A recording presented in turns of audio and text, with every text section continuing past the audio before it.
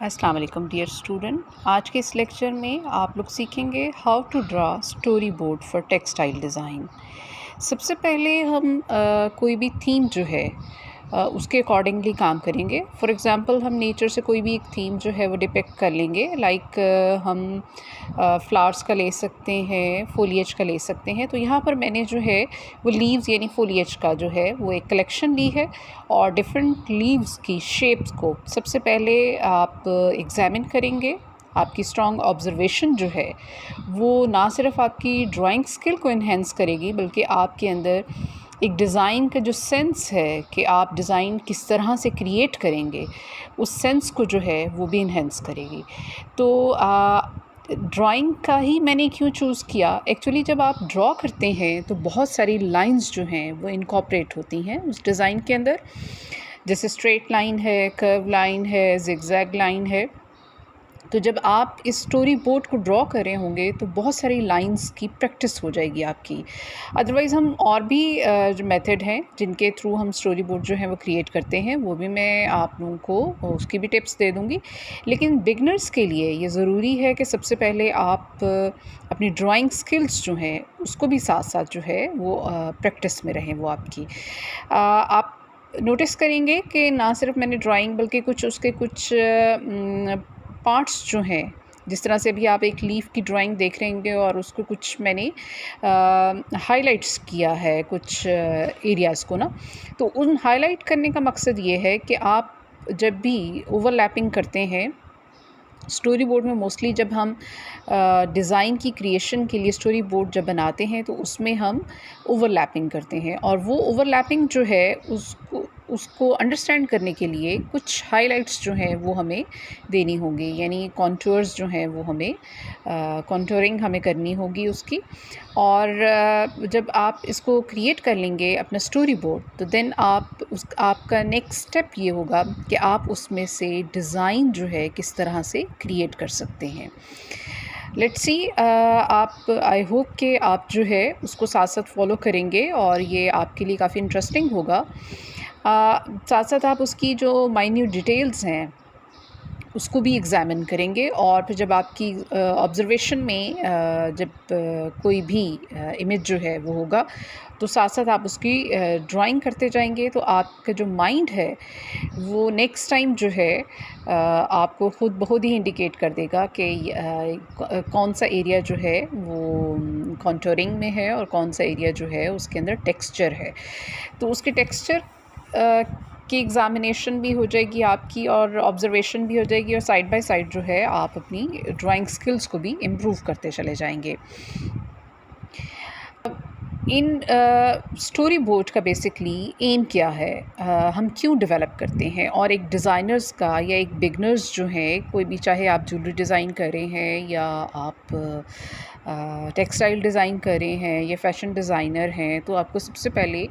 अपना एक story board develop करना होता है और वो अकॉर्डिंग टू योर थीम होता है। जब आप एक थीम डिसाइड कर लेते हैं तो उसके बाद आप अपना एक स्टोरी बोर्ड डेवलप करते हैं और उस स्टोरी बोर्ड से फिर आप जो है वो डिज़ाइन के जो एलिमेंट्स हैं उन डिज़ाइन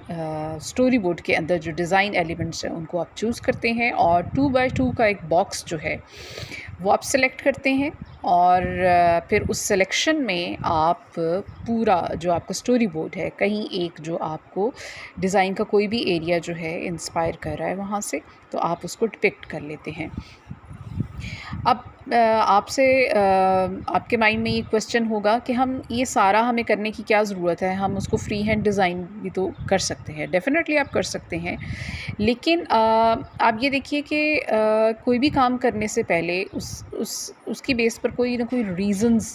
ज़रूर आप डिफ़ाइन करते हैं। जब भी आपसे कुछ काम करते हैं तो आपसे पूछा जाता है ना, आप ये काम क्यों कर रहे हैं और किस लिए कर रहे हैं और आपकी टारगेट मार्केट क्या है। तो इन सवालात के जवाब देने के लिए आप उस वक्त स्टक हो जाते हैं। उस वक्त आप ये नहीं कह सकते कि ये जी मुझे बहुत दिल चाह रहा था, मेरी मर्ज़ी, या मैं इस तरह से काम करना चाह रही थी। उसके बिहाइंड पर आपके पास एक लॉजिकली एक रीज़न होती है कि आपने नेचर से, फॉर एग्ज़ाम्पल मैंने नेचर से फोलिएज को डिपिक्ट किया है और मैं फोलिएज के डिज़ाइन जो हैं वो मैं यंगस्टर्स के लिए या चिल्ड्रन के लिए या ओल्ड एज पर्सन के लिए जो है क्योंकि कलर स्कीम भी अगर मैंने फोलिएज से ही लेनी है तो मोस्टली ये ग्रीन के टिंट और शेड्स ही होंगे, तो उसको फिर मुझे वो डिफ़ाइन करना होगा कि ये चीज़ें जो हैं ये मैंने इसलिए अडॉप्ट की हैं। देन फर्दर हम ये देखते हैं कि जब भी आप एक डिज़ाइनर और एक उसमें क्या डिफरेंशिएट कर सकते हैं ना कि एक फ्री हैंड डिज़ाइन में और एक डिज़ाइनर्स का कंसेप्चुअल वर्क में क्या आप डिफरेंस फील कर सकते हैं। तो उसमें ये है, जब आपका कंसेप्चुअल वर्क होता है तो वो ख़ुद ब खुद ही आपके काम की नुमाइंदगी कर रहा होता है। उसमें ऐसे आपको को ख़ास डिफ़ाइन करने की ज़रूरत नहीं होती, सिवाय इसके कि आप उसको ये बताएं कि आपका ये थीम है और इस थीम से रिलेवेंट जो है ये लाइन क्वालिटी जो है ये इसलिए डिज़ाइन में जो है इनकॉर्पोरेटेड है। अदरवाइज़ आप जब फ्री हैंड डिज़ाइन करते हैं तो उसमें यह है कि फिर आपको डिज़ाइन के एलिमेंट्स और डिज़ाइन के जो प्रिंसिपल्स हैं उसको भी फॉलो करना होता है। अगर वो उससे रेलेवेंट है तो वेल एंड गुड, और अगर रेलेवेंट नहीं है तो फिर आप उसमें डिज़ाइन की जो प्रेजेंटेशन है फिर वो आपकी एज सच इतनी इंस्पायरिंग नहीं होती जितनी कि एक डिज़ाइनर की जो है थीम वर्क के साथ along with design principles and design के जो एलिमेंट्स हैं उनको यूज़ करते हुए। अपने नेक्स्ट लेक्चर में मैं आपको डिज़ाइन एलिमेंट्स और डिज़ाइन प्रिंसिपल्स के बारे में बताऊंगी, जब हम इसमें से क्रॉप करेंगे अपनी विंडोज़ 2x2 की और 4x4 की, तो देन हम उसमें से डिफरेंट रिपीट्स और उनकी ओरिएंटेशन और साथ साथ मैं आपको ये भी बताती जाऊंगी कि हम इसको जो सिलेक्शन बॉक्स है उसको हम किस तरह से डिज़ाइन के एलिमेंट्स और प्रिंसिपल्स के जो रूल्स एंड रेगुलेशंस हैं उनकी बेस पर जो है हम उसको सिलेक्ट करते हैं और देन फिर उसकी जो है वो डिफरेंट रिपीट्स जो हैं और कौन से डिज़ाइन किस रिपीट में जो है वो ज़्यादा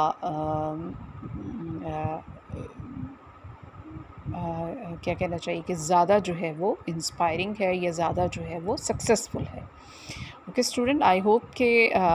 ये लेक्चर जो है ये आपके लिए हेल्पफुल होगा। हालांकि